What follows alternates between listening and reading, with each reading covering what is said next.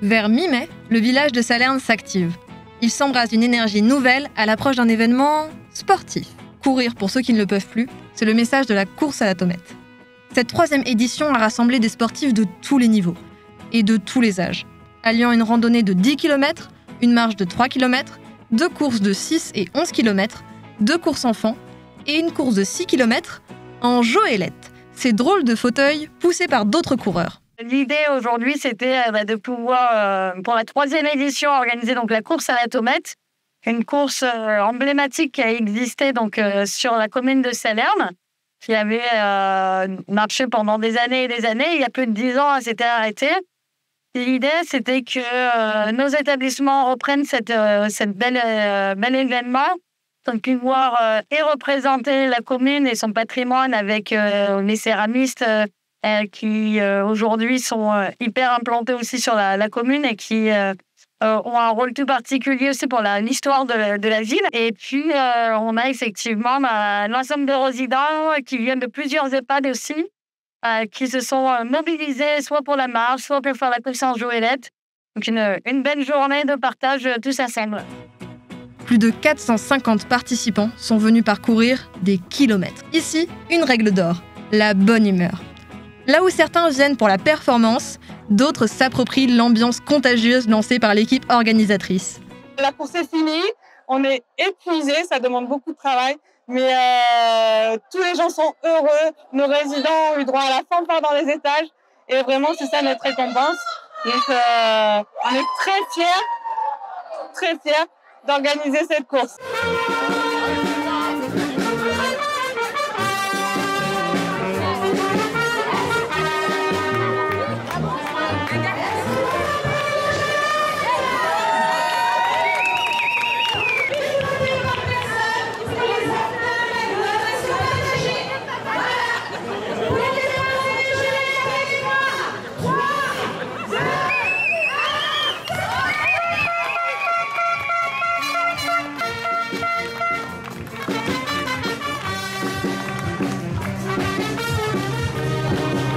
Ça s'est bien passé, on a mis une orgie avec une copine.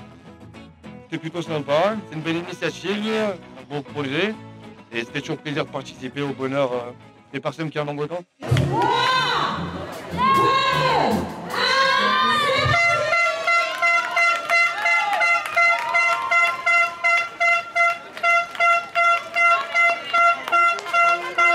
J'ai fait le 6 km, je suis parti relativement tranquille.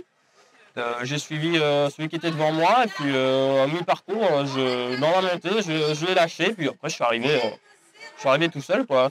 Tout seul et puis c'était une course bien sympa avec pas mal de dénivelé, pas mal de chemins un peu escarpés, et, de revêtements différents. Donc c'était sympa.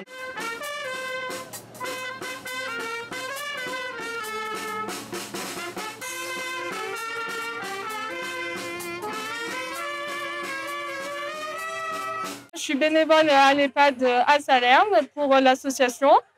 Mon rôle est dans le ravitaillement. Moi, je suis dans le ravitaillement. Donc, toutes les personnes qui viennent, que ce soit coureurs, marcheurs, ceux qui ont fait la randonnée, on leur donne de l'eau, que ce soit coca, eau pétillante ou eau plate. Et on leur donnait aussi de la nourriture comme du chocolat, des bananes, un peu de vitamines pour qu'ils soient en forme.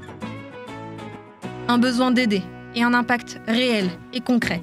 C'est peut-être ça qui guide les participants sur les 6 parcours proposés par la course à la tomate. Et pour la 3e année consécutive, la course est parrainée par Fabedia, athlète olympique et porteuse de la flamme olympique aux JO de Paris 2024. Avant tout, c'est pour une association et c'est un événement caritatif. Et tout ce qu'on pourra avoir de cette manifestation sera pour nos papiers et mamies de l'EHPAD.